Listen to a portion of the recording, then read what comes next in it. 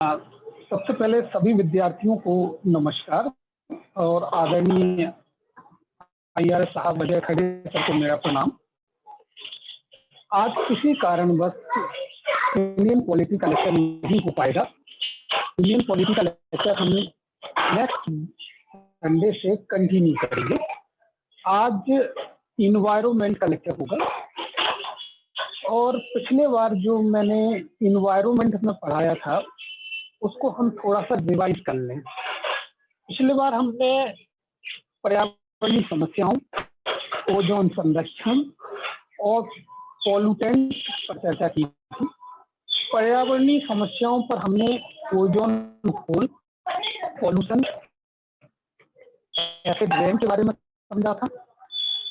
Ozone मैंने बताया था ओजोन छिद्र क्या है। तो सबसे पहले जहां कभी भी ओजोन छिद्र की बात आए तो आप बताएंगे कि ओजोन परत का पतला होना ओजोन छिद्र कहलाता है।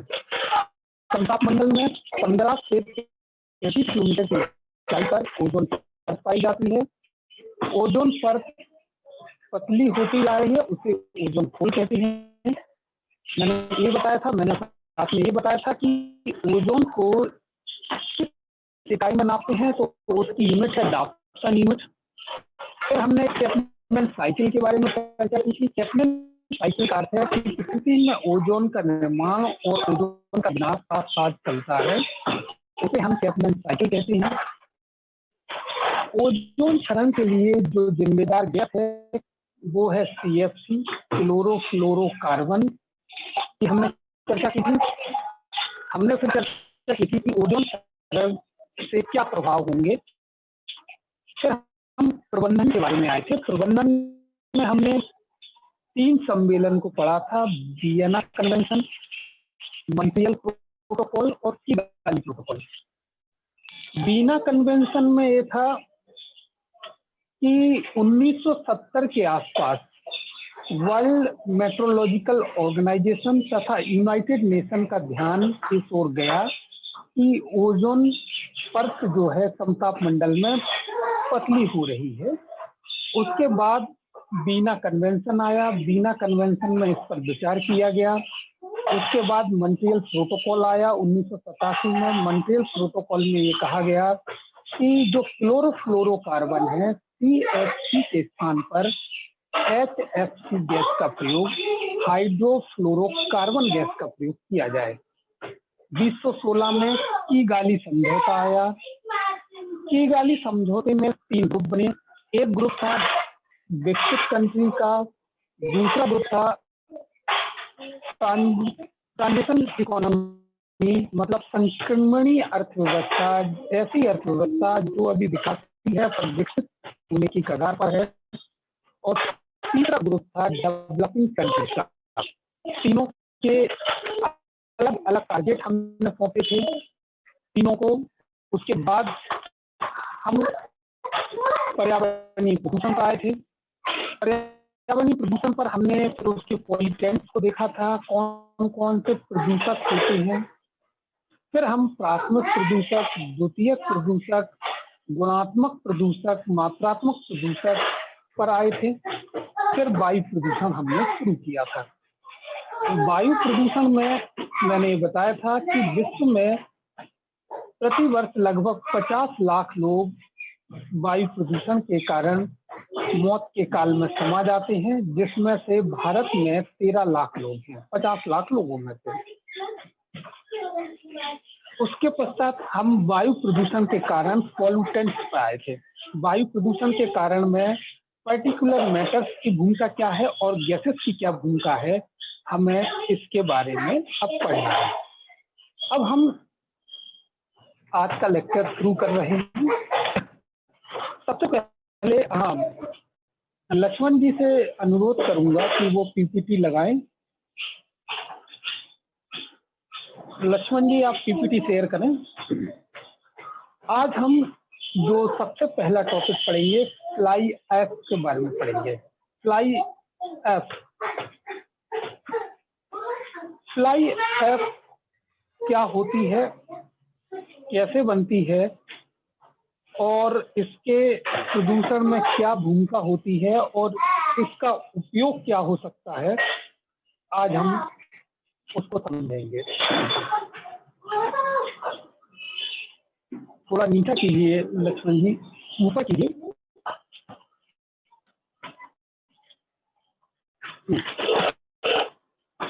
फ्लाई ऐश मतलब एक तरह की राख होती है और एक बहुत ही महीन राख होती है। फ्लाई ऐश का अधिकतर निर्माण थर्मल पावर प्लांट, जब थर्मल पावर प्लांट में जब तेल बर्निंग होता है, आप उसको अंडरलाइन करते जाइएगा लक्ष्मण जी, जहां जहां मैं पढ़ा रहा हूँ। थर्मल पावर प्लांट में जब कोयला जलता है, कोल बर्निंग होता है, तो कोल बर्निंग के साथ एग्जॉस्ट के रूप में इम्प्यूरिटीज, कुछ अशुद्धियां निकलती हैं। एग्जॉस्ट के रूप में कुछ अशुद्धियां निकलती हैं और जो एग्जॉस्ट होता है इलेक्ट्रोस्टैटिक पार्टिसिपेटर, इसको कहते हैं हिंदी में यंत्र जिसमें इकट्ठा किया जाए। फिर से पढ़ते हैं। थर्मल पावर प्लांट में जब थर्मल पावर प्लांट में कोयला जलता है, कोल बर्निंग होती है।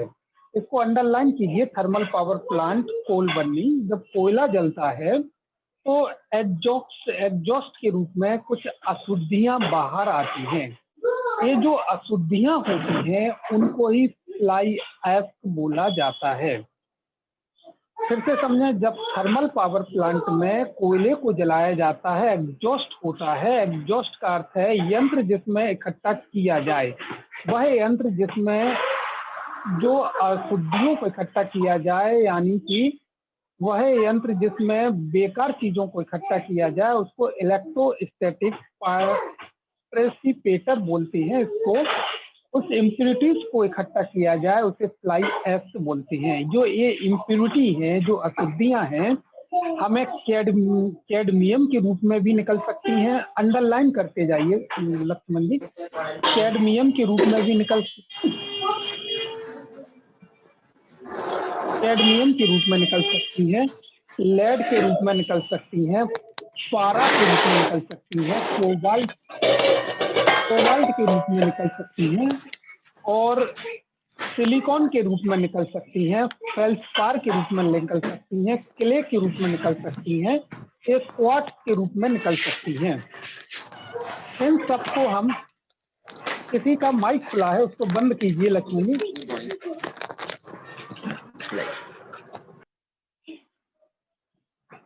इन जो अशुद्धियां ये निकलती हैं, ये जो कैडमियम के रूप में, लेड के रूप में, पारा के रूप में, कोबाल्ट के रूप में, या सिलिकॉन के रूप में, फेल्सपार के रूप में, क्ले के रूप में, क्वार्टराइज के रूप में, इन सभी अशुद्धियों को या सभी को फ्लाई ऐश का नाम दिया गया है। मेरे ख्याल से फ्लाई ऐश के बारे में आप सब लोग समझ गए होंगे। फ्लाई ऐश को मैं फिर से समझाता हूँ। जब थर्मल पावर प्लांट में हम कोयले को जलाते हैं तो एग्जॉस्ट के रूप में जो अशुद्धियां हमें प्राप्त होती हैं, ये अशुद्धियां कैडमियम, लेड, पारा, कोबाल्ट, एसआई, फेल्सपार, क्ले, क्वार्टराइज, इसके सूक्ष्म सूक्ष्म महीन कण होते हैं, उनको फ्लाई ऐश बोला जाता है। चलिए पीपीटी को ऊपर कीजिए।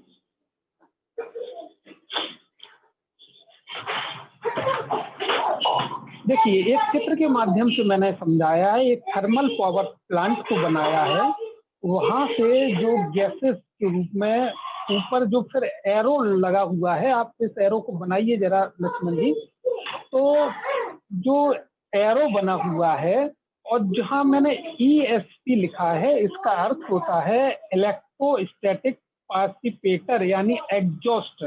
इसका हिंदी नाम एग्जॉस्ट है कि वह यंत्र जिसमें अशुद्धियों को एकत्रित किया जाता है। कोयले के जलने के कारण जो इम्प्यूरिटी, जो अशुद्धियां निकलती हैं और उसका जो प्रोडक्ट होता है, उसको फ्लाई ऐश बोलते हैं। एक कोल के जलने के बाद जो इम्प्यूरिटी में जो प्रोडक्ट निकलता है, उसको फ्लाई ऐश बोलते हैं। ठीक है, ये इस तरह से जलता है थर्मल पावर प्लांट में और इस तरह से इम्प्यूरिटी का जो प्रोडक्ट होता है उसको फ्लाई ऐश बोलते हैं। अब आता है फ्लाई ऐश का प्रभाव क्या होता है, कि प्रभाव क्या पड़ता है। तो पहला प्रभाव है एयर पॉल्यूशन को बढ़ाता है। फ्लाई ऐश बढ़ाता है वायु प्रदूषण को। दूसरा है रेस्पायरेटरी सिस्टम को हानि पहुंचाता है, और हमारे जो रेस्पायरेटरी सिस्टम में फ्लाई ऐश के अगर कुछ मुस्कान चले जाएं तो हमारा रेस्पायरेटरी सिस्टम बहुत ही घातक हो जाता है। मैं आपको यहाँ यह बताना चाहता हूँ कि यूपीएससी कभी सीधे क्वेश्चन नहीं करती है। कभी यह नहीं पूछेगी कि वायु प्रदूषण का कारण क्या क्या है। उसमें एक ऑप्शन दिया रहेगा कि फ्लाई ऐश कारण है वायु प्रदूषण का, जल प्रदूषण का या ध्वनि प्रदूषण का, कुछ भी। तो फ्लाई ऐश के बारे में हमें पढ़ना जरूरी है। पिछली बार यूपीएससी ने क्वेश्चन किया था कि फ्लाई ऐश का जो एक वायु प्रदूषण का एक कारण है बहुत बड़ा, और उसका हम उपयोग क्या क्या कर सकते हैं, किस किस काम में उपयोग कर सकते हैं, उस पर भी ये क्वेश्चन पूछा जा चुका है। चलिए पीपीटी को ऊपर कीजिए लक्ष्मण जी।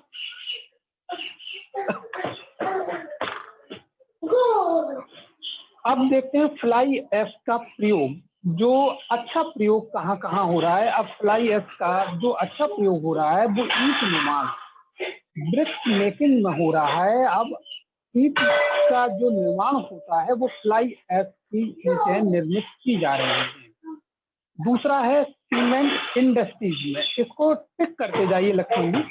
ईंट निर्माण में फ्लाई ऐश का उपयोग हो रहा है, सीमेंट इंडस्ट्रीज में फ्लाई ऐश का उपयोग हो रहा है, बिल्डिंग मटेरियल भवन निर्माण सामग्री में फ्लाई ऐश का उपयोग हो रहा है, लैंडफिल मतलब भूमि भराव में भी फ्लाई ऐश का उपयोग हो रहा है। भूमि भराव से मतलब है जहां जहां गड्ढे बहुत बड़े बड़े बन गए हैं हम उनमें फ्लाई ऐश डालकर उनका भराव कर सकते हैं। महाराष्ट्र पहला राज्य है जिसने इसका उपयोग शुरू किया। ये बहुत ही अपने आप में क्वेश्चन आ सकता है, फ्लाई ऐश का सबसे पहले उपयोग कहाँ से शुरू हुआ। तो महाराष्ट्र पहला राज्य था जिसने फ्लाई ऐश का उपयोग किया। फ्लाई ऐश में इतना ही, फिर से मैं एक बार रिवाइज कर देता हूँ कि थर्मल पावर प्लांट में जब कोयला जलता है तो कोयले का जो एग्जॉस्ट इम्प्यूरिटी निकलती है उसको फ्लाई ऐश कहते हैं। फ्लाई ऐश का जो प्रभाव पड़ता है वो एयर पॉल्यूशन को बढ़ा देता है, हमारे रेस्पायरेटरी सिस्टम को नुकसान पहुंचाता है। फ्लाई ऐश का जो प्रयोग है वो ईंट निर्माण में, सीमेंट इंडस्ट्रीज में, बिल्डिंग मटेरियल में और लैंडफिल भूमि भराव में किया जाता है। महाराष्ट्र पहला राज्य था जिसने इसका उपयोग शुरू किया। चलिए अगली पीपीटी लगाइए, पीपीटी 10। अब देखते हैं जो वायु प्रदूषण के जो कारण हैं उनमें गैसों की क्या क्या भूमिका है। पहला है सीओ। सीओ गैस का पूरा नाम मैंने नहीं लिखा है, आप लिख लें carbon monoxide. CO carbon monoxide. इसका एक कहाँ से निकलती है, तो ये निकलती है incomplete burning of fossil fuels. इसको अंडरलाइन करें, incomplete burning of fossil fuel से निकलती है। दूसरा इंडस्ट्रीज से निकलती है। तीसरा मोटर वाहन के धुएं से निकलती है। ये जो वायु प्रदूषण की में गैसों का जो रोल है हम उसके बारे में पढ़ रहे हैं। सबसे पहले हम पढ़ रहे हैं कार्बन मोनोऑक्साइड। कार्बन मोनोऑक्साइड के जो स्रोत हैं incomplete burning of fossil fuel, industries और मोटर, ये कार्बन मोनोऑक्साइड के स्रोत हैं, ये जो निकलती हैं। इनका कार्बन मोनोऑक्साइड का इफेक्ट जो है, पहला जो इफेक्ट है वो है ऑक्सीजन कैरिंग कैपेसिटी को कम कर देता है। इसको टिक करें। जो कार्बन मोनोऑक्साइड का जो पहला इफेक्ट है वो है ऑक्सीजन कैरिंग कैपेसिटी को कम कर देता है, और अंततः मौत हो जाती है, अंततः मौत हो जाती है, इतना कम कर देता है। यदि कोई इससे ज्यादा प्रभावित हो जाए तो और शरीर में जो ऑक्सीजन है वो पूरी तरीके से नहीं मिल पाती और आखिरी में मौत हो जाती है। चलिए अब हम आते हैं carbon dioxide, CO2। CO2 carbon dioxide, carbon dioxide का जो कहाँ से ज्यादा निकलती है, स्रोत है डिफॉरेस्टेशन। डिफॉरेस्टेशन यानी वनों को काटने से, दूसरा है इंडस्ट्रीज से, और तीसरा है मोटर व्हीकल से। इन तीन चीजों से कार्बन डाइऑक्साइड फैलती है। और अगली जो फैलती है जीवाश्म ईंधन के दहन से। जीवाश्म ईंधन का हम दहन करते हैं, उसमें भी वायुमंडल में कार्बन डाइऑक्साइड बढ़ती है। अगर मात्रा वायुमंडल में बढ़ जाए तो सफोकेशन हो जाएगा। अगर कार्बन डाइऑक्साइड की मात्रा अगर कार्बन डाइऑक्साइड की मात्रा वायुमंडल में बढ़ जाए तो इससे सफोकेशन हो जाएगा और एंड में इससे भी मौत हो जाएगी। कार्बन डाइऑक्साइड के स्रोत डिफॉरेस्टेशन, इंडस्ट्रीज, मोटर व्हीकल, इसका जीवाश्म ईंधन के दहन से, और मात्रा यदि बढ़ जाए तो सफोकेशन पैदा होगा और सफोकेशन से एंड में मौत हो जाएगी। चलिए आगे पीपीटी को ऊपर कीजिए लक्ष्मण जी।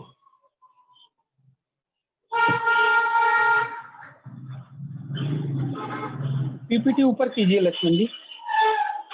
चलिए जब तक लक्ष्मण जी पीपीटी ऊपर करते हैं हम अगली गैस को पढ़ते हैं। अगली है SO2 सल्फर डाइऑक्साइड।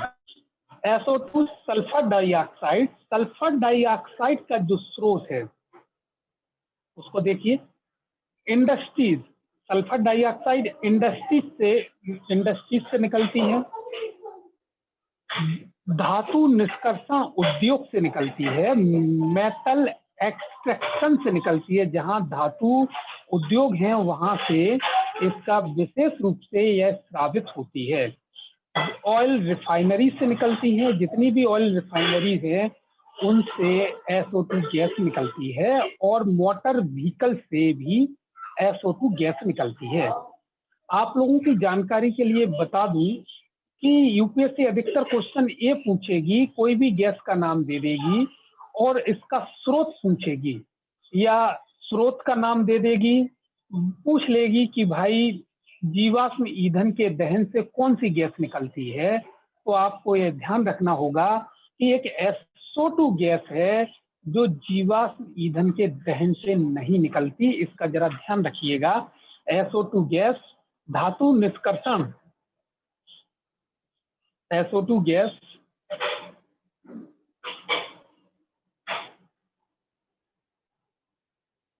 लक्ष्मण जी पीपीटी नहीं आ रही, सो दिख रही। चलो जब तक लक्ष्मण जी पीपीटी लगाते हैं हम चर्चा करते हैं। जो SO2 गैस की चर्चा हम कर रहे हैं, सल्फर डाइऑक्साइड।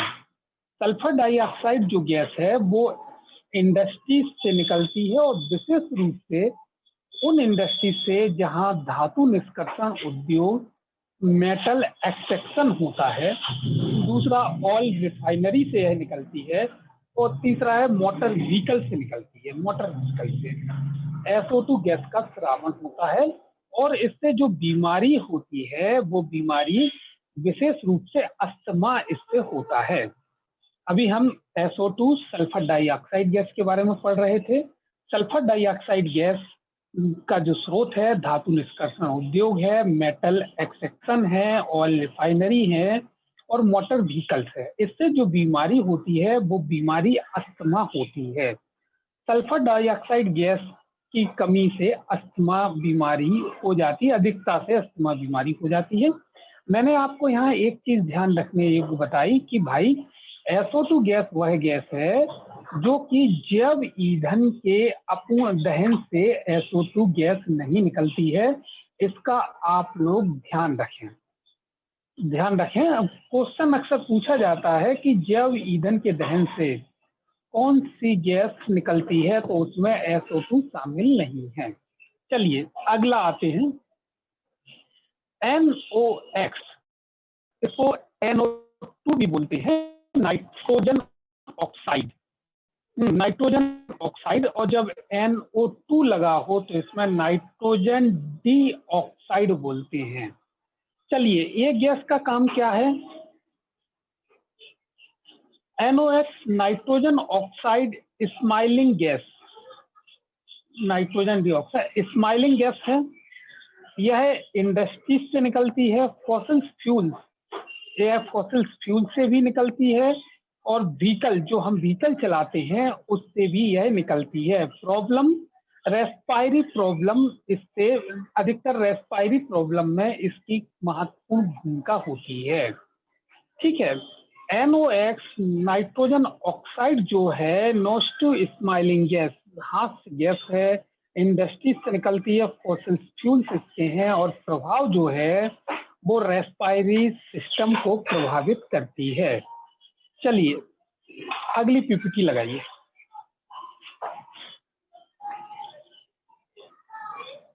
देखिए, नाइट्रोजन डाइऑक्साइड जो गैस है, और अभी NOx नाइट्रोजन ऑक्साइड और नाइट्रोजन डाइऑक्साइड ये क्या करती है, इसकी थोड़ी मैंने केमिस्ट्री के इक्वेशन लिए हैं, थोड़ा सा आप बस देख भर लें। जो नाइट्रोजन डाइऑक्साइड सूर्य के प्रकाश की उपस्थिति में नाइट्रोजन ऑक्साइड प्लस ऑक्सीजन बनाती है, फिर O2 ऑक्सीजन बनाती है, यही ऑक्सीजन O2 प्लस O करके O3 ओजोन गैस का निर्माण करती है। जो ओजोन गैस है निम्न स्तरीय है, ओजोन गैस निम्न स्तरीय या ग्राउंड लेवल ओजोन है, जो ज्यादा खतरनाक होती है, जो ज्यादा खतरनाक होती है निम्न स्तरीय गैस। एक तो इसका यह प्रभाव होता है कि यह NO2 O3 में भी परिवर्तित होती है और निम्न स्तरीय ग्राउंड लेवल ओजोन का निर्माण करती है। दूसरा है NO2 हाइड्रोकार्बन से मिलकर, NO2 प्लस हाइड्रोकार्बन से मिलकर पेन बनाती है, PAN। पेन को कहते हैं peroxy acetyl nitrate, peroxy acetyl nitrate कहते हैं, यह पेन का निर्माण करती है, और पेन का निर्माण करती है। और NO2 प्लस फिर वही NO प्लस ऑक्सीजन में टूटता है, फिर वही O2 प्लस 0 फिर O3 का निर्माण करता है। बस सिर्फ समझने के लिए मैंने बनाया है, इसको और ऊपर कीजिए, स्लाइड पीपीटी को और ऊपर कीजिए।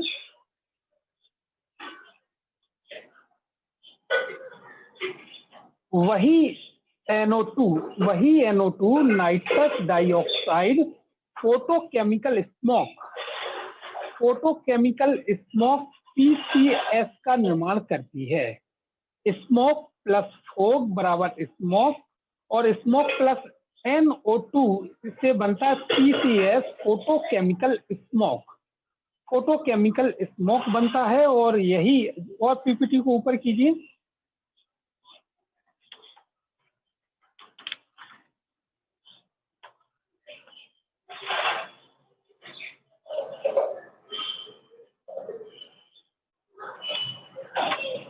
फोटोकेमिकल जो स्मोक है उसको हिंदी में आप लिख लीजिए प्रकाश रासायनिक धूम।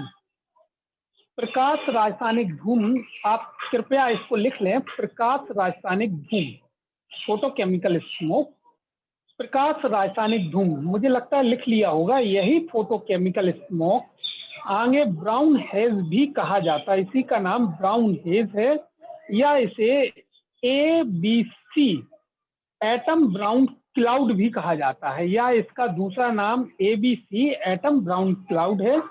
यह जो है, ये बादल मुख्य रूप से बड़े शहरों में बनते हैं, ये बादल जो बनते हैं बड़े शहरों में बनते हैं, जैसे सिडनी, लंदन, न्यूयॉर्क। और फोटोकेमिकल स्मोक का जो स्रोत है NO2 है, और वह NO2 मोटर व्हीकल से निकलती है, वह NO2 मोटर व्हीकल से निकलती है। आपसे पूछा जा सकता है, कुछ लिख लीजिए आप, एक दो लाइनें, कि आपसे पूछा जा सकता है कि लिखिए प्रकाश रासायनिक धूम अर्थात फोटोकेमिकल स्मोक का बनना किन किन के बीच अभिक्रिया का परिणाम है। क्वेश्चन है या मैं लिखा रहा हूं, फोटोकेमिकल स्मोक का बनना किन किन के बीच की अभिक्रिया का परिणाम है। जो मैंने जो इक्वेशन केमिकल रिएक्शन दिखा है उनका साल लिख लीजिए। अब आप उसमें बताएंगे कि जो फोटोकेमिकल स्मोक जो परिणाम है वो है NO2, पहला NO2 nitrous dioxide plus O3 ozone plus pan PAN pan, pan का फुल फॉर्म है peroxy acetyl nitrate, peroxy acetyl nitrate और सूर्य के प्रकाश की उपस्थिति में। लक्ष्मण जी फिर से ऊपर कीजिए, इसको स्लाइड को पुनः लाइए नीचे। देखिए मैंने मेरा जो और नीचे कीजिए, मेरा जो क्वेश्चन है वो है फोटोकेमिकल धूम। कभी ये क्वेश्चन आ जाए फोटोकेमिकल धूम, हाँ, प्रकाश रासायनिक धूम कैसे बनता है, तो आप बताएंगे NO2 plus O3 plus PAN, peroxy, PAN का फुल फॉर्म है पैरोक्सी एसिटाइल नाइट्रेट, इन तीनों की उपस्थिति हो और सनलाइट प्राप्त हो तब फोटोकेमिकल धूम प्रकाश रासायनिक कोहरा बनता है। चलिए अगली PPT लगाइए। अब आते हैं हम एसिड रेन पर। एसिड रेन बचपन से आप पढ़ते आ रहे हैं और मुझे उम्मीद है कि आप लोग पढ़े होंगे इसको। मैं यहाँ पर रिएक्शन बता रहा हूँ, मतलब केमिकल रिएक्शन, आप अपनी भाषा में उसको लिख लेंगे। NOF नाइट्रस ऑक्साइड प्लस जल H2O क्रिया करके HNO3 एसिड बना देता है। इसको इसी को एसिड रेन बोलते हैं। और इसका दूसरा प्रभाव होता है SO2 sulphur dioxide plus water मिलकर H2SO4 का निर्माण करते हैं, जिसको अम्ल वर्षा कहते हैं, जिसको अम्ल वर्षा कहते हैं। आपसे क्वेश्चन पूछा जा सकता है कि अम्ल वर्षा एसिड रेन में कौन कौन से तत्व भाग लेते हैं, तो आप बताएंगे NOx नाइट्रस ऑक्साइड और NO2 भी भाग लेता है और HNO3 SO2 और H2SO4 मिलकर अम्ल वर्षा का निर्माण करते हैं।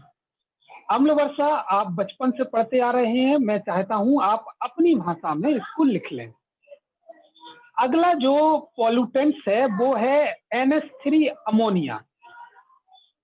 5वां नंबर का जो पॉल्यूटेंट है जो वायु प्रदूषण में सहायक है उसको NH3 अमोनिया बोलते हैं और इसका स्रोत एग्रीकल्चर से है। इसका स्रोत कहाँ से है? एग्रीकल्चर से। चलिए अभी हम गैसेस पॉल्यूटेंट्स पढ़ रहे थे। गैसेस पॉल्यूटेंट्स का अर्थ है कि ऐसी गैसें हैं जो वायु प्रदूषण में सहायक हैं।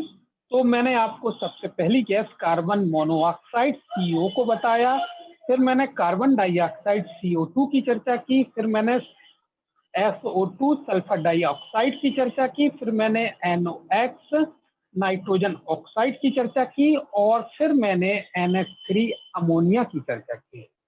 अब हम देखते हैं कि वायु प्रदूषण का प्रबंधन कैसे किया जाए, मैनेजमेंट कैसे किया जाए कि वायु प्रदूषण नियंत्रण में रहे। अब हम मैनेजमेंट को पढ़ते हैं, वायु प्रदूषण का मैनेजमेंट। तो वायु प्रदूषण का मैनेजमेंट पढ़ने के लिए सबसे पहले 2 स्तर पर वायु प्रदूषण का मैनेजमेंट किया जा सकता है। पहला स्तर है कंट्रोल मीजर्स। कंट्रोल में इसको टिक करते जाइए। कंट्रोल मीजर्स का उपाय होता है नियंत्रणकारी उपाय। कंट्रोल मीजर्स की हिंदी होती है नियंत्रणकारी उपाय। और दूसरा है पॉलिसी मेजर्स। पॉलिसी मेजर्स का अर्थ होता है नीतिगत उपाय क्या क्या हो, नीतिगत उपाय पॉलिसी मेजर में क्या क्या अपनाए जाएं कि इसका नियंत्रण किया जा सके।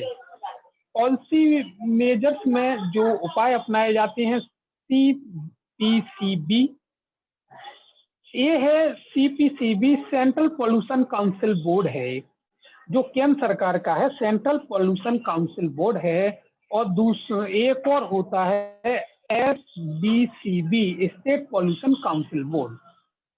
अगला हम पढ़ेंगे NAMP नाम, इसका फुल फॉर्म है national air quality monitoring programme, इसको हम आगे पढ़ेंगे।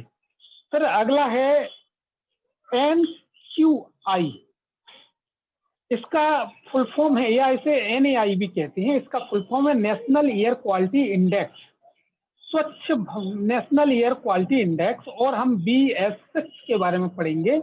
आपने सुना होगा कि BS6 वाहन मार्केट में आ गए हैं। ये BS6 क्या है, इसका फुल फॉर्म होता है भारत स्टेज 6, इसके बारे में पढ़ेंगे। चलो अब सबसे पहले हम कंट्रोल मेजर्स, नियंत्रणकारी उपाय, जो प्रबंधन का है नियंत्रणकारी उपाय, कंट्रोल मेजर्स को हम सबसे पहले पढ़ते हैं।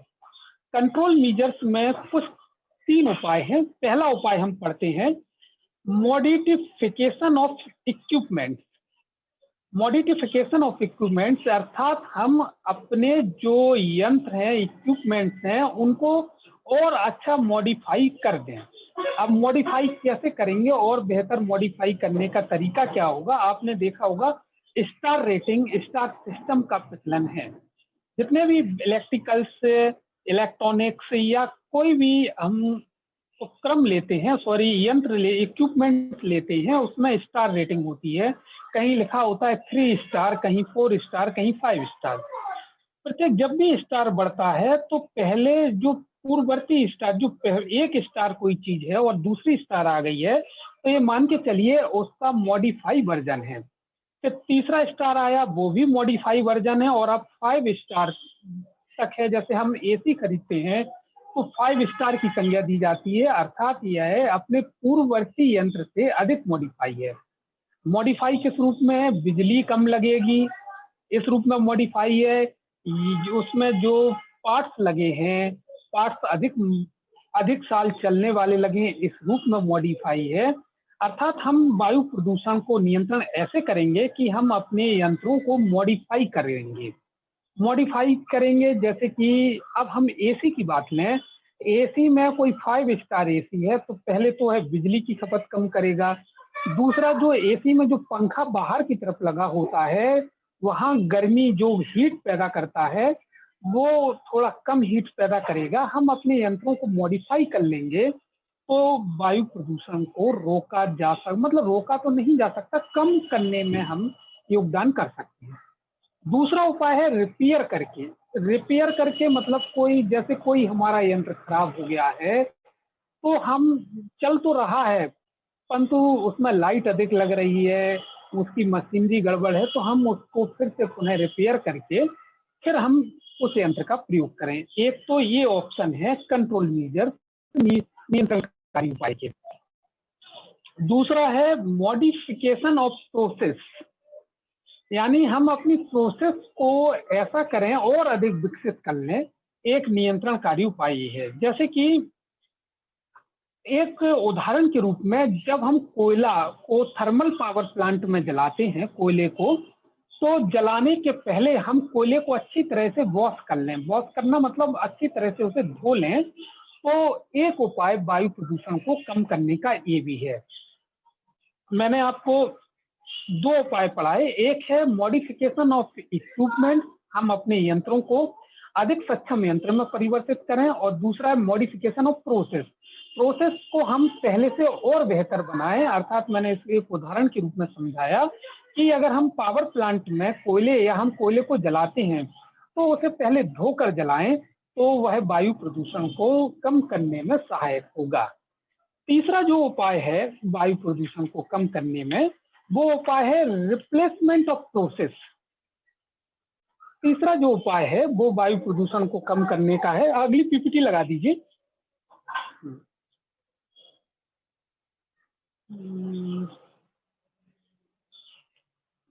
एक मिनट, कुछ हिस्सा नहीं, पीपीटी 13 ही लगाइए, ये 14 है। बस सॉरी, यहाँ का कुछ हिस्सा आ नहीं पाया है, पता नहीं किस कारण से नहीं आ पाया। अब आपको तीसरी प्रोसेस सभी लोगों को लिखनी होगी, सब लोगों को ये प्रोसेस लिखनी होगी, क्योंकि चूंकि नहीं 13 ही पीपीटी लगाइए, 13 ही नंबर की पीपीटी, यही वाली, इसके नीचे वाली, जस्ट नीचे वाली, बस इससे ये जो खाली जगह है, आप इसमें कुछ लिखना था, हो सकता है कैसे नहीं आया मुझे समझ में नहीं आया, परंतु अब आप लोग अपने हाथ से लिखिए। जो नियंत्रणकारी उपाय की जो तीसरी प्रोसेस है, पहली प्रोसेस तो है मॉडिफिकेशन ऑफ इक्विपमेंट, दूसरी मैंने ली थी मॉडिफिकेशन ऑफ प्रोसेस, और तीसरी आप लिख लो रिप्लेसमेंट ऑफ प्रोसेस। तीसरा जो उपाय है वो है रिप्लेसमेंट ऑफ प्रोसेस। मैं आपको इंग्लिश स्पेलिंग बता देता हूँ, REPLACEMENT ऑफ प्रोसेस, PROCESS। एक तीसरा है रिप्लेसमेंट ऑफ प्रोसेस, एक तीसरा उपाय है। अब इसमें जैसे कि उसका उदाहरण से समझें, जो कोयला है, कोयला जब हम कोयले को रिप्लेस कर दें एलपीजी गैस से, जैसे हम कोयला जलाते हैं, कोयले को हम रिप्लेस कर दें एलपीजी गैस से, इसका एग्जांपल कोल रिप्लेस एलपीजी गैस, ऐसा आप लिख लें, कोल रिप्लेस्ड बाई एलपीजी गैस। ठीक है, मुझे लगता है आप सभी लोगों ने लिख लिया होगा। तो ये तीन उपाय हैं नियंत्रणकारी जो कंट्रोल मेजर्स है, इनके जो तीन उपाय हैं, वो एक उपाय है मॉडिफिकेशन ऑफ इक्विपमेंट, दूसरा है मॉडिफिकेशन ऑफ प्रोसेस, और तीसरा है रिप्लेसमेंट ऑफ प्रोसेस, प्रोसेस को ही रिप्लेस कर दें। चलिए अब आते हैं नीतिगत उपाय पर। नीतिगत उपाय ये भी छूट गया है, आप लिख लीजिए। अब नीतिगत उपाय पढ़ेंगे, पॉलिसी मेजर्स पढ़ेंगे कि नीतिगत उपाय क्या हैं। अगर आप लिख सकें लक्ष्मण जी नीतिगत उपाय तो लिख दें पॉलिसी मेजर्स, पॉलिसी मेजर्स नीतिगत उपाय, POLICY मेजर्स, MESURE। हम आपको प्रबंधन में दो उपाय, प्रबंधन को दो तरीके से पढ़ रहे थे, पहला तो कंट्रोल मेजर और दूसरा पॉलिसी मेजर। पॉलिसी मेजर्स में जो पहला जो छूट गया है उसका सिर्फ नाम भर लिखना है और कुछ नहीं लिखना। पहले का नाम है air prevention act, air AIR prevention, PREVENTION prevention act, air prevention act है पहला, ये है पहला। और दूसरा लिखा ही हुआ है अपनी, एयर प्रिवेंशन एक्ट 1982 में लाया गया, एयर प्रिवेंशन एक्ट को 1982 में लाया गया, लिख दीजिए 1982। बहुत बढ़िया। चलिए अब इसमें सिर्फ आपको इसका नाम भर याद रखना है कि नीतिगत उपाय पॉलिसी मेजर्स का पहला जो क्रिया थी वो एयर प्रिवेंशन एक्ट 1982 थी। चलिए अब दूसरी पे आते हैं, दूसरा लिखा ही हुआ है। दूसरा है air prevention and control of pollution act 1981। यह जो उपाय 81 में आया था, उसका नाम था air prevention and control of pollution act. क्योंकि इसमें और पहले वाले में एयर प्रिवेंशन एक्ट में कोई बहुत ज्यादा महत्वपूर्ण चीज नहीं थी, इसलिए उसमें नहीं लिखाया। इसमें दो चीजों का निर्माण हुआ।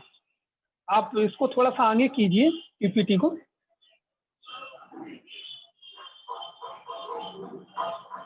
हाँ, air prevention and control of pollution act 1981 में दो चीजों का निर्माण हुआ। एक सेंट्रल लेवल पर CPCB का निर्माण हुआ, इसको कहते हैं सेंट्रल पॉल्यूशन कंट्रोल बोर्ड, और राज्य स्तर पर SPCP का निर्माण हुआ। इसको अंडरलाइन कर दीजिए Laxman ji, air prevention and control of pollution act 1981 में दो सिस्टम्स डेवलप हुए। एक हुआ सीपीसीबी जो केंद्र सेंट्रल लेवल पर काम करेगा, जिसका फुल फॉर्म था सेंट्रल पॉल्यूशन कंट्रोल बोर्ड, और राज्य स्तर पर जो काम करेगा एसपीसीपी, इसका फुल फॉर्म है स्टेट पॉल्यूशन कंट्रोल बोर्ड। इन दो संगठनों का गठन किया गया। तीसरा जो नीतिगत उपाय है वो है national air quality monitoring programme. National air quality monitoring programme NAMP, ये छूट कैसे रहा है यार इसमें, मतलब लक्ष्मण जी।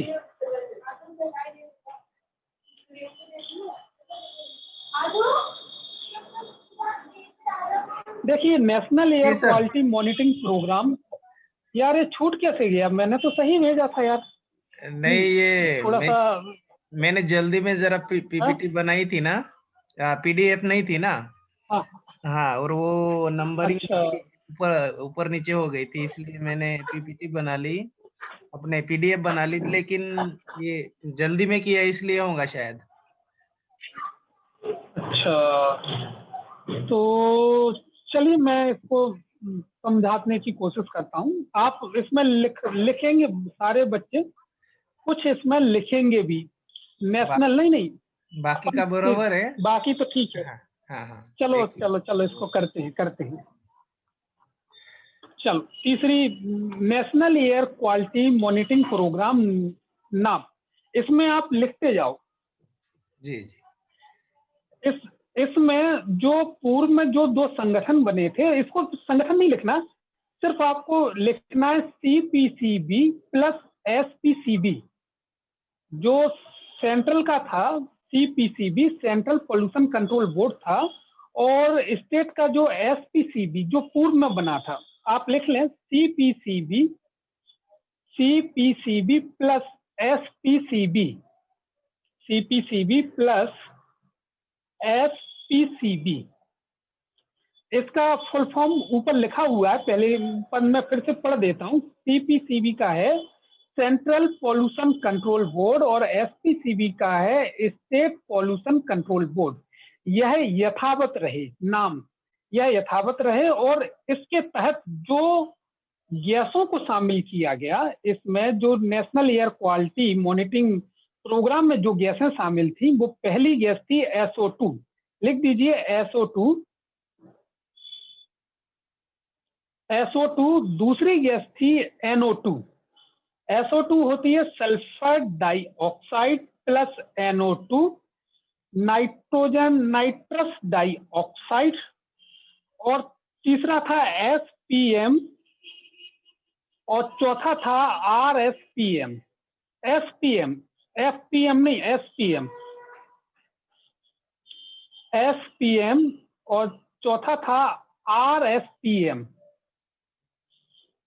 RSPM। देखिए एसपीएम और आरएसपीएम के फुल फॉर्म क्या है वो मैं बता दूं। एसपीएम का है सस्पेंडेड पार्टिकुलर मैटर, और आरएसपीएम का है रेस्पायरेबल पार्टिकुलर मैटर। कोई बात नहीं, ये आपको जब पीपीटी मिलेगी तो ये पूरी फुल पीपीटी मिलेगी जो मैंने लिखी है। अब चौथा था स्वच्छ भारत मिशन। इसको चौथा करके लिख सकते हैं आप लक्ष्मण जी, तो लिख दें स्वच्छ भारत मिशन।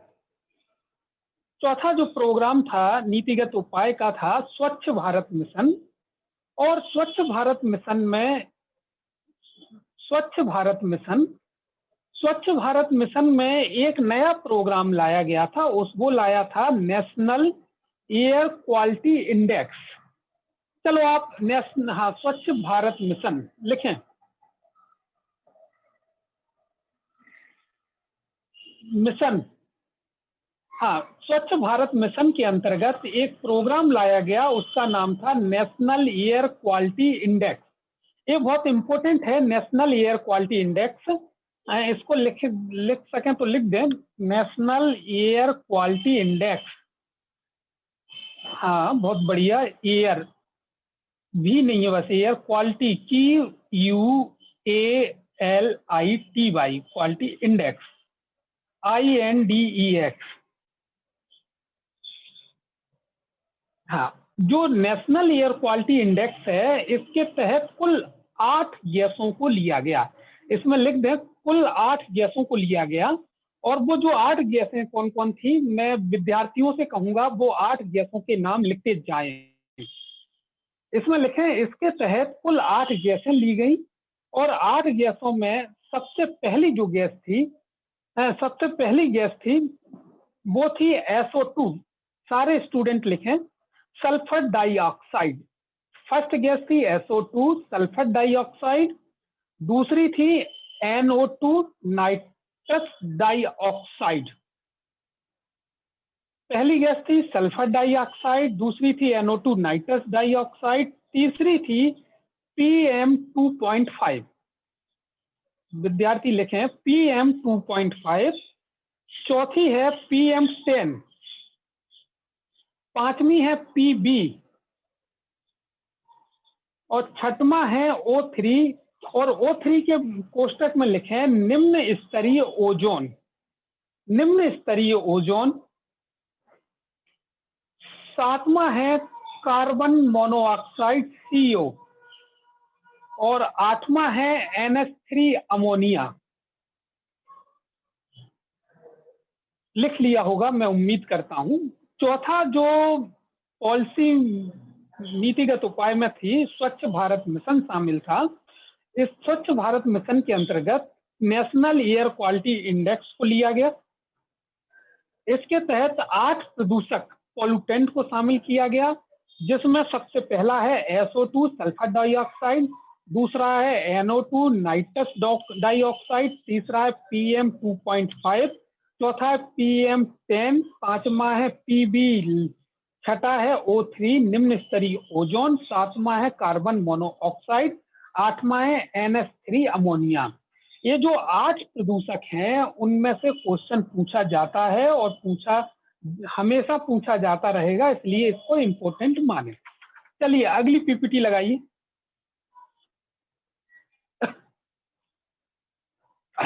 अब हम आते हैं कैटेगरी ऑफ एयर। वायु की गुणवत्ता की जो श्रेणियां हैं वो कैसे हैं। पहला है, अगर 0 से 50 MU वायु का लेवल है, 0 से 50, तो वह वायु अच्छी मानी जाती है, वह प्रदूषण से मुक्त मानी जाती है।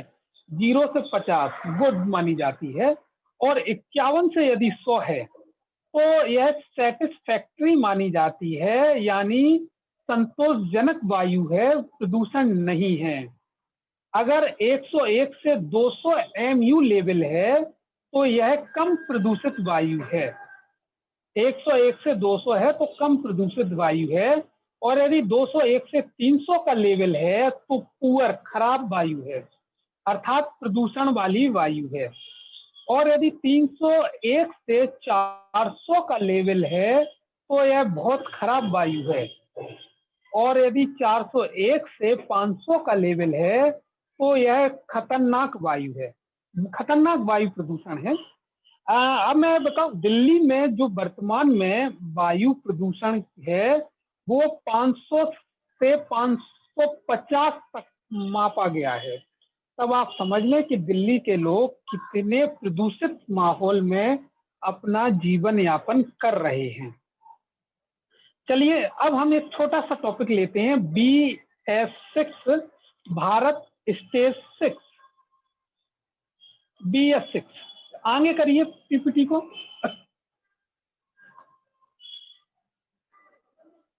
BS6 का फुल फॉर्म है Bharat stage 6। Bharat stage 6 full form है BS6 का। इसके लाभ क्या है? देखिए लाभ जो है, इसका लाभ है पेट्रोल। पेट्रोल में 25% का माइलेज बढ़ेगा। जो गाड़ियां हैं, पेट्रोल गाड़ियां हैं, 25% का माइलेज बढ़ेगा। डीजल गाड़ियों में 68% का माइलेज बढ़ेगा, और इतना ही, और प्रदूषण भी कम होगा। BS6 भारत स्टेज 6 में प्रदूषण की मात्रा कम हो जाएगी। 25% पेट्रोल, 68% डीजल गाड़ियों में।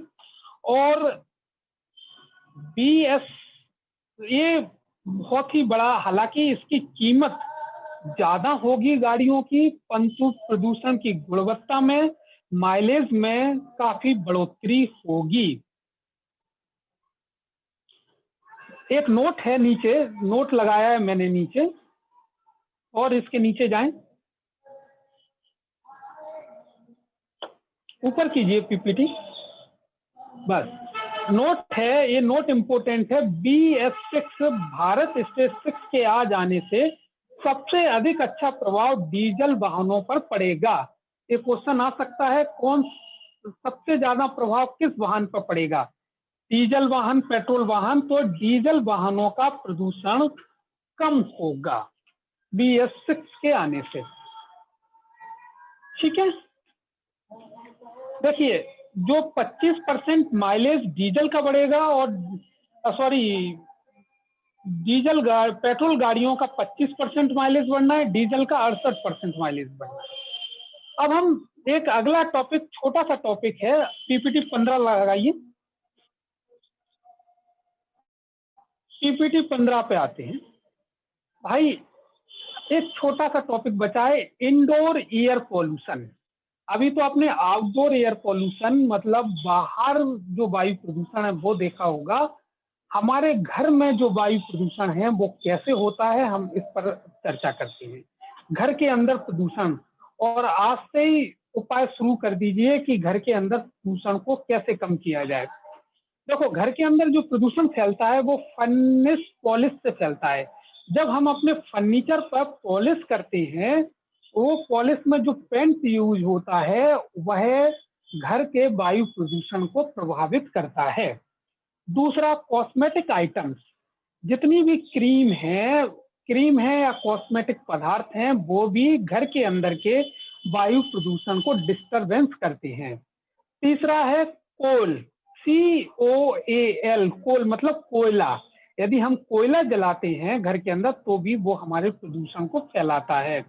फॉसिल फ्यूल, और कोयले के अलावा लकड़ी, चारा और जो अन्य चीजें जलाते हैं उससे भी हमारे घर के अंदर वायु प्रदूषण होता है। स्मोकिंग, जो भी व्यक्ति धूम्रपान करता है वह भी घर के अंदर अपने वायु प्रदूषण को प्रभावित करता है। और अगला है गोबर के उपले, गोबर के कंडे भी के जलाना भी वायु प्रदूषण का कारण है। इन्हीं को इंडोर एयर पॉल्यूशन कहा जाता है। एक बार यूपीएससी ने क्वेश्चन पूछा था कि निम्न में से कौन सा इंडोर एयर पॉल्यूशन का उदाहरण है, तो इन्हीं में से कोई 4 ऑप्शन होंगे। ऑप्शन मतलब बताना आसान था। अब अगर हम कॉस्मेटिक आइटम्स का प्रयोग करें तो अच्छा है, कॉस्मेटिक आइटम्स हम घरों में कम कर दें, कम कॉस्मेटिक आइटम्स का प्रयोग करें तो उससे 2 फायदे होंगे। एक फायदा तो ये होगा कि भाई प्रदूषण कम होगा, और दूसरा फायदा ये होगा कि घर में वाइफ को कम ला के देना पड़ेंगे कॉस्मेटिक आइटम, तो अच्छा है। चलिए ये जो टॉपिक था, ये जो टॉपिक पर्यावरणीय समस्याओं को लेकर था, और ये हमने इसको काफी पढ़ लिया है, पूर्णतः हमने कंप्लीट किया है। अब हम क्वेश्चन आंसर पर आते हैं, और जो यूपीएससी में अब तक जो क्वेश्चन पूछे गए हैं हम उनको यहाँ रखेंगे, और आप लोगों को इसके आंसर्स बताने हैं। और ऐसा कोई भी क्वेश्चन नहीं है जो हमने मतलब आउट ऑफ सिलेबस से आया हो, इस हमारे सिलेबस से ही आया है कहीं ना कहीं। अब मैं क्वेश्चंस पढ़ रहा हूँ, चिंतन मनन की जरूरत है और आंसर देने की जरूरत है। क्वेश्चन 1 जो यूपीएससी 2019 में पूछा गया है, क्वेश्चन है निम्नलिखित पर विचार कीजिए। पहला है कार्बन मोनोऑक्साइड अर्थात CO, दूसरा है मीथेन, तीसरा है ओजोन, और चौथा है सल्फर डाइऑक्साइड। एक 4 गैसें दी हुई है क्वेश्चन पूछा जा रहा है, फसल ऑब्लिक जैव मात्र जैव अवशेष मान लें के अवशेषों के दहन के कारण वायुमंडल में उपर्युक्त में से कौन से निर्मुक्त होते हैं। अर्थात इन चारों, ये जो फसल या जैव अवशेष को जब हम जलाते हैं तो वायुमंडल में कौन कौन सी गैसें निकलती हैं। ए ऑप्शन है 1 और 2, बी ऑप्शन है केवल 2, 3 एवं 4, सी ऑप्शन है 1 और 4, डी ऑप्शन है 1, 2, 3 व 4 सभी। बताइए इसका आंसर क्या होगा। क्वेश्चन समझ में आ गया आप लोगों को। क्वेश्चन ये कह रहा है कि फसल या जैव अवशेषों को जलाने से वायुमंडल में गैसें उत्सर्जित होती हैं। Carbon monoxide, methane, ozone, sulphur dioxide. Option है आपके ए में 1 और 2 दोनों, बी में 2, 3, 4, सी में 1, 4, डी में 1, 2, 3, 4। बताइए क्या आंसर होगा।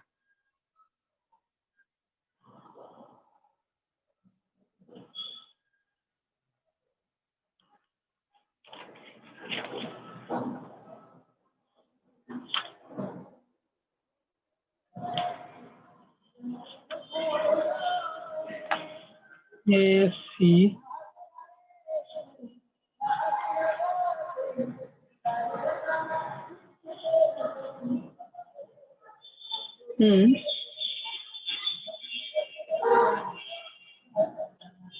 क्या आंसर है।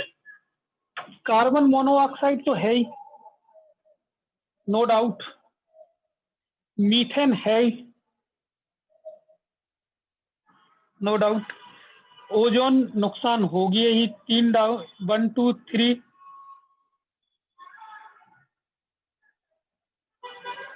देखिए कभी कभी क्वेश्चन ऐसे फंस जाते हैं। अब पहला ऑप्शन है 1 और 2, तो जाहिर सी बात है 1, 2 सही है, परंतु इसके साथ ओजोन भी है, तो पहला गलत हो गया। बी और ए को क्रॉस कर दीजिए। लक्ष्मण जी ए ऑप्शन को क्रॉस कर दीजिए। जो ए ऑप्शन है 1 और 2 ये नहीं होगा। अब हम बी को लेते हैं, इसमें 1 नहीं दिया जबकि 1 है, कार्बन मोनोऑक्साइड तो निकलता ही, तो ये भी गलत हो जाएगा, इसको भी क्रॉस कर दें। अब इसमें आखिरी में दिया 1 और 4 कार्बन मोनोऑक्साइड यानी सल्फर डाइऑक्साइड, मीथेन और ओजोन भी होती हैं, इसको भी क्रॉस कर दें। तो ये कॉमन सेंस आंसर निकल आया ऑप्शन डी। डी को सही कर दीजिए। चलिए अगला क्वेश्चन लेते हैं, जो यूपीएससी 2019 की परीक्षा में पूछा गया है। हाँ, क्वेश्चन है, निम्नलिखित कथनों पर विचार कीजिए। पहला, कृषि मृदाएं पर्यावरण में नाइट्रोजन के ऑक्साइड निर्मुक्त करती हैं। कृषि मृदाएं पर्यावरण में नाइट्रोजन के ऑक्साइड निर्मुक्त करती हैं। दूसरा है, मवेशी पर्यावरण में अमोनिया निर्मुक्त करती हैं। तीसरा है, कुक्कुट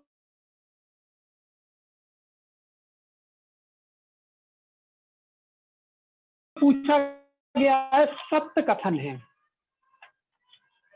फिर पूछा है सत्य कथन है केवल 1 और 3, बी है केवल 2 व 3।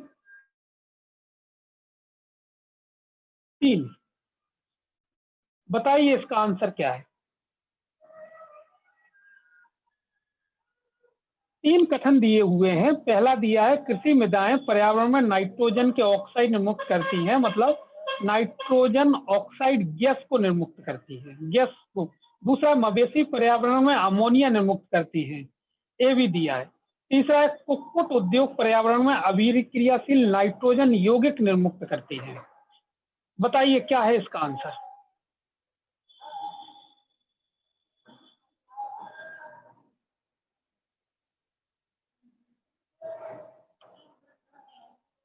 डी सही है, डी आंसर सही है।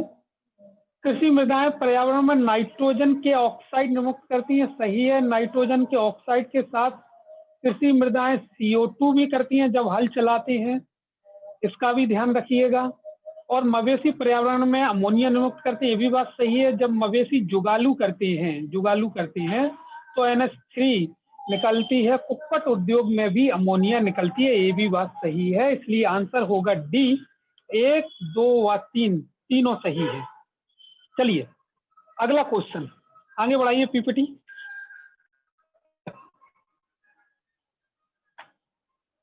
लक्ष्मण जी पीपीटी को आगे बढ़ाइए।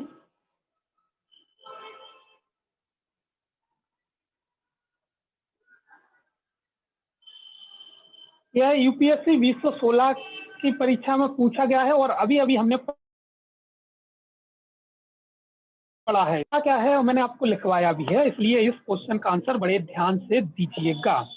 क्वेश्चन है, हमारे देश के शहरों में वायु गुणवत्ता सूचकांक अर्थात एयर क्वालिटी इंडेक्स का परिकलन करने में साधारणतः निम्नलिखित वायुमंडलीय गैसों में से किनको विचार में लिया जाता है? सरल भाषा में मैं कह दूं, क्वेश्चन ये पूछ रहा है कि एयर क्वालिटी इंडेक्स में कुल कितनी गैसें हैं। मैंने बताया था 8 गैसें शामिल की हैं, तो उन 8 में से एक जो इसमें दिखाई गई है उनमें से कौन कौन सी है? पहला CO2 कार्बन डाइऑक्साइड, दूसरा CO कार्बन मोनोऑक्साइड, तीसरा NO2 नाइट्रोजन डाइऑक्साइड, चौथा SO2 सल्फर डाइऑक्साइड, पांचवा मीथेन। अब दे रहे हैं कूट का प्रयोग कर सही उत्तर चुने। ए 1, 2, 3, बी 2, 3 व 4, सी 1, 4 व 5, डी 1, 2, 3, 4, 5। आंसर है डी। आंसर डी सही आंसर नहीं है। और अब आपके उसकी परीक्षा है कि आप लेक्चर कितना ध्यान से सुन पाते हैं, क्योंकि जिस पीपीटी में दिया था वो पीपीटी में मतलब इरेज हो गया था किसी कारण से, परंतु मैंने उसको लिखवाया था। अब आप जिन जिन ने लिखा होगा वो इसका आंसर दे पाएंगे। मैंने 8 गैसें लिखाई थी, 8 वायु पॉल्यूटेंट लिखाए थे। ये वही पूछ रहा है कि इनमें से कौन कौन से वो 8 में शामिल हैं। करिए आंसर।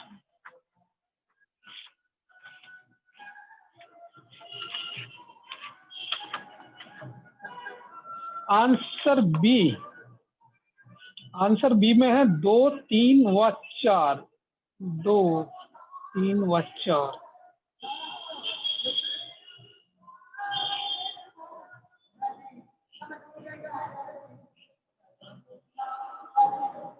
Answer A.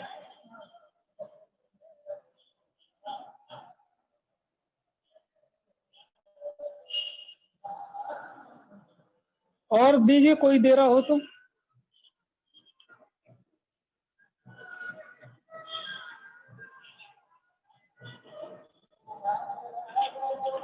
देखिए जो मैंने 8 पॉल्यूटेंट्स जो नेशनल एयर क्वालिटी इंडेक्स में लिखाया था, एक तो उसमें कार्बन डाइऑक्साइड नहीं है और दूसरा मीथेन नहीं है। और यह जो, हाँ ऑप्शन बी सही है ऑप्शन बी। और इसका जो ऑप्शन बी है 2, 3, 4 इसका सही है।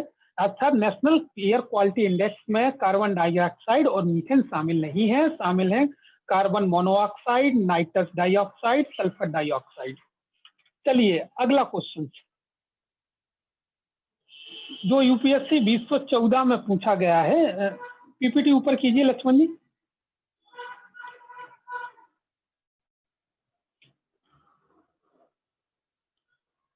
थोड़ा सा और ऊपर कीजिए। हाँ बस बस बस। 2014 में क्वेश्चन पूछा गया है, वो है निम्नलिखित में से कुछ महत्वपूर्ण प्रदूषक हैं जो भारत में इस्पात उद्योग द्वारा मुक्त किए जाते हैं। मतलब इसका कहना है कि जब इस्पात उद्योग होता है, धातु उद्योग होता है, जब धातु उद्योग में कौन कौन से प्रदूषक बाहर निकलते हैं? पहला है सल्फर के ऑक्साइड, दूसरा है नाइट्रोजन के ऑक्साइड, तीसरा है कार्बन मोनोऑक्साइड, डी है कार्बन डाइऑक्साइड। सही है 1, 3 व 4 ए में, बी में है 2 व 3, सी में है केवल 1 4, डी में है 1 2 3 4। बताइए आंसर।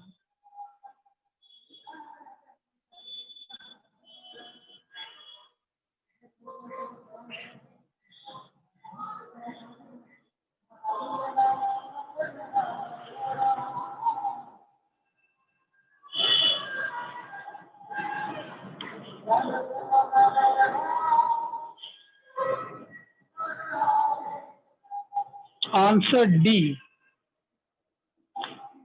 और कोई?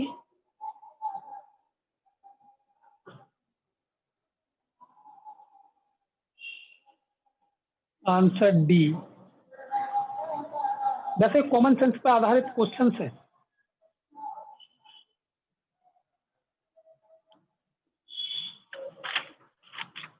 और कोई बताना चाहे?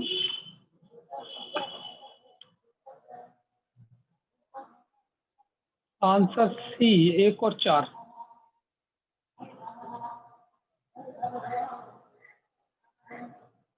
Answer A.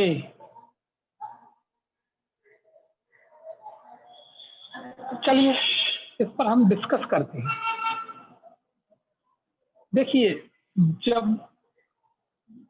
जब भी इस्पात उद्योग की चर्चा होगी तो जलाने के लिए कोयले की चर्चा होगी, और कोयला जब जलता है तो कौन कौन सी चीजें निकलेंगी?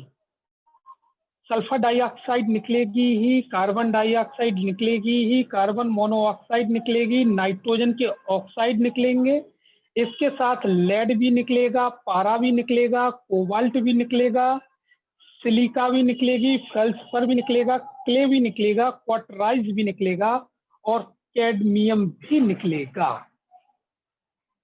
मैंने जब फ्लाई एस को पढ़ाया था तो उसमें बहुत सारी चीजों को दिया था, कैडमियम, लेड, पारा, कोबाल्ट, सिलिकॉन, सल्फर, क्ले, क्वार्टराइज, और गैसेस में मतलब इसमें चारों गैसें निकलने की संभावना, चारों गैसें ही निकलेंगी। इसका आंसर डी होगा। आंसर डी, मतलब इस्पात उद्योग में चारों गैसें निकलेंगी।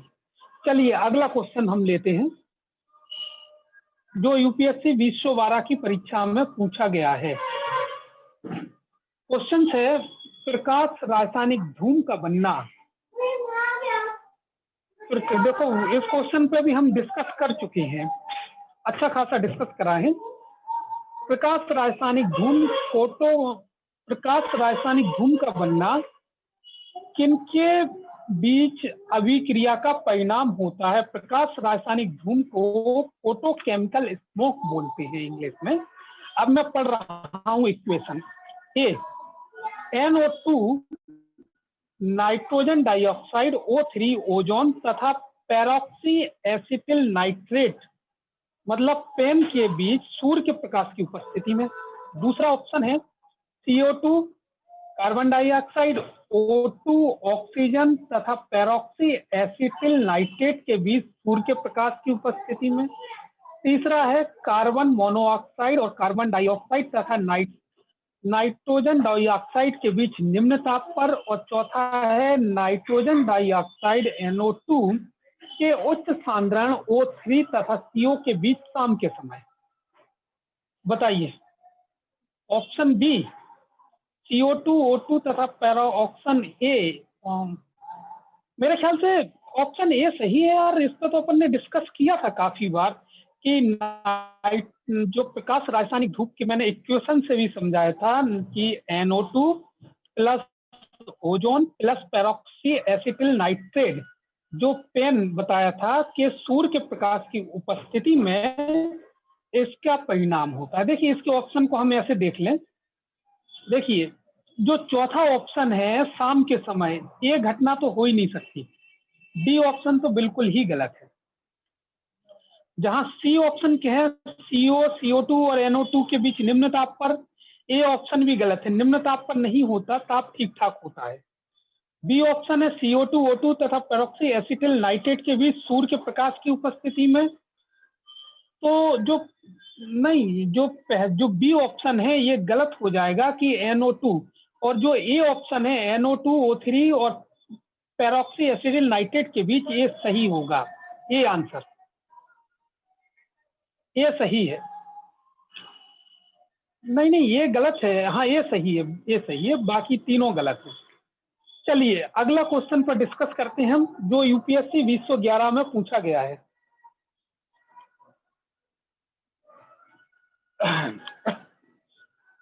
ये पूछा गया है, अंटार्कटिका क्षेत्र में ओजोन छिद्र का बनना चिंता का विषय है, इस छिद्र के बनने का संभावित कारण क्या है। देखिए, जब हम ओजोन होल पढ़ा रहे थे उसमें हमने इसका चर्चा की है। अब इसके जो ऑप्शन मैं पढ़ देता हूं। पहला ऑप्शन, विशिष्ट क्षोभ मंडलीय विक्षोभ की उपस्थिति तथा क्लोरोफ्लोरोकार्बन का अंतर प्रवाह। दूसरा, विशिष्ट ध्रुवीय वाताग्र तथा समताप मंडलीय बादलों की उपस्थिति तथा क्लोरोफ्लोरोकार्बन का अंतर प्रवाह। सी, ध्रुवीय वाताग्र तथा समताप मंडलीय बादलों की अनुपस्थिति तथा मीथेन और क्लोरोफ्लोरोकार्बन का अंतः प्रवाह। चौथा है, वैश्विक तापन में ध्रुवीय प्रदेश में हुई तापमान वृद्धि। इस क्वेश्चन को भी हम पिछले संडे को अच्छे से डिस्कस कर चुके हैं, ओजोन होल को। बताइए इसका आंसर क्या होगा।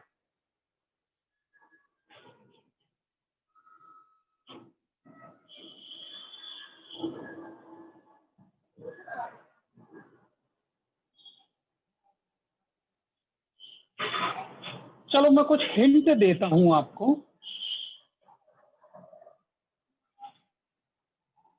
ओजोन लेयर के बारे में शायद आपको क्वेश्चन ध्यान आ जाए।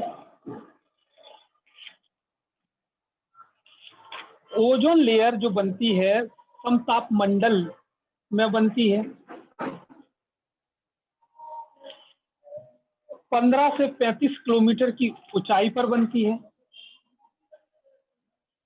ध्रुवीय क्षेत्रों में बनती है। ओजोन होल कहाँ पाया जाता है, मैंने बताया था ध्रुवीय क्षेत्र में पाया जाता है और अंटार्कटिका में पाया जाता है। और ओजोन लेयर में मुख्य भूमिका क्लोरोफ्लोरोकार्बन की होती है। अब मैंने ये हिंट दी है, अब आप बता सकते हैं कि कौन सा ऑप्शन होगा।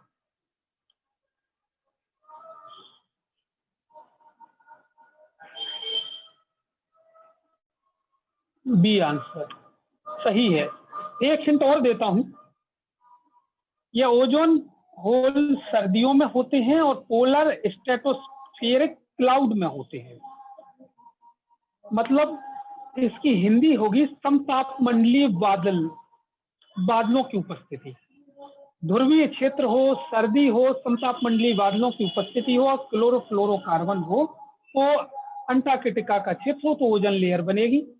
इसका आंसर है आंसर बी।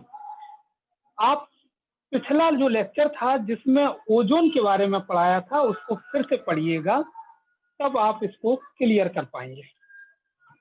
अगला क्वेश्चन, अब मैं 3 क्वेश्चन और लूंगा, उनके मैं आंसर नहीं बताऊंगा, इनके आंसर आपको बताने हैं। अगर ये आप आंसर नहीं बता पाए तो इसका अर्थ है कि लेक्चर को फिर से सुनना है। हाँ, क्वेश्चन है, CFC और HFC गैसों के संदर्भ में निम्न कथनों पर विचार कीजिए। CFC का फुल फॉर्म होता है क्लोरोफ्लोरोकार्बन और HFC का होता है हाइड्रोफ्लोरोकार्बन। पहला कथन है, CFC ओजोन क्षरण के लिए उत्तरदायी गैस है, जबकि HFC ओजोन क्षरण नहीं होता। दूसरा है, HFC गैस एक ग्रीन हाउस गैस की तरह व्यवहार करती है। तीसरा है, CFC एवं HFC गैसों का नियमन मॉन्ट्रियल प्रोटोकॉल के अंतर्गत होता है। कथन सत्य हैं केवल एक, ए में केवल एक, बी में है केवल 1 और 2, सी में है केवल 1 व 3, डी में है 1, 2, 3। चलिए आप लोग उत्तर दीजिए, मैं इसका आंसर नहीं बताऊंगा क्योंकि आंसर बता दिया तो फिर आप एक बार लेक्चर पुनः नहीं देखेंगे, ना सुनेंगे और ना ही PPT देखेंगे। मैं थोड़ी थोड़ी हिंट बताता जाता हूं।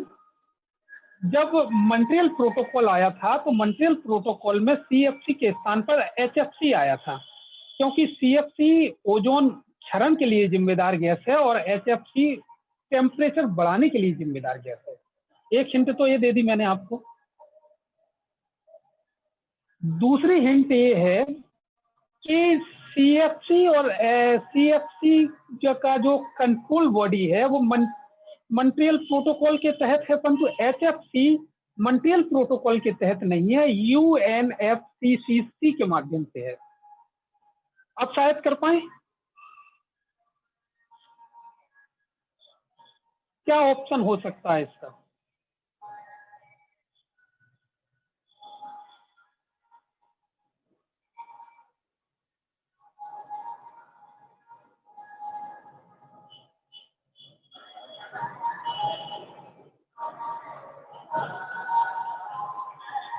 चलिए आप लोग कीजिएगा। अगला क्वेश्चन, नेक्स्ट, अगली पीपीटी लीजिए। हाँ, क्वेश्चन है, यदि वायुमंडल में CFC की मात्रा अधिक हो जाए तो इसके परिणाम प्रभाव स्वरूप क्या होगा? पहला, पराबैंगनी किरणें सतह तक पहुंच सकती हैं। दूसरा, जैव विविधता प्रतिकूल रूप से प्रभावित होगी। तीसरा, अम्लीय वर्षा अत्यंत अधिक हो जाएगी। चौथा, वैश्विक तापमान में वृद्धि हो सकती है। कथन सत्य है? ए केवल 1 और 4, बी केवल 1 2 3, सी केवल 1 2 4, डी 1 2 3 4।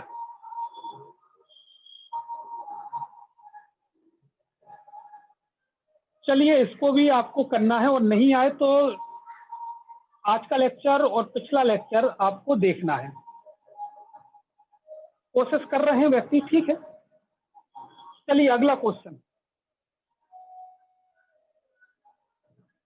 क्वेश्चन है, निम्नलिखित में से कौन द्वितीयक प्रदूषक का उदाहरण है? A CO2, carbon dioxide, B CFC chlorofluorocarbon, C निम्न स्तरीय ओजोन, और डी मीथेन।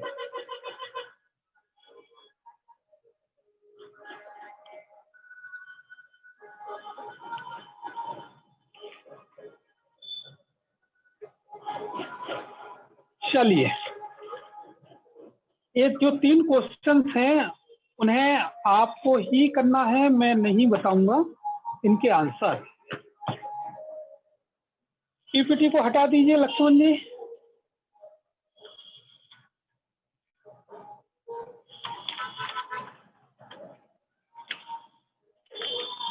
आज का लेक्चर बस यहीं तक, और आज के लेक्चर्स में किसी को कोई सवाल हो, कोई कुछ पूछना हो तो वो पूछ सकता है।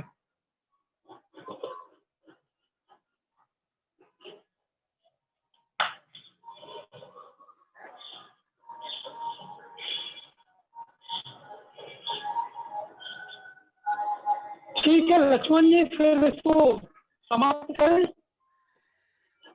जी सर। चलिए फिर नेक्स्ट संडे को मिलते हैं इन्वायरमेंट और इंडियन पॉलिटी के साथ। जी जी, आप सभी को नमस्कार। Okay, thank you sir. Okay okay.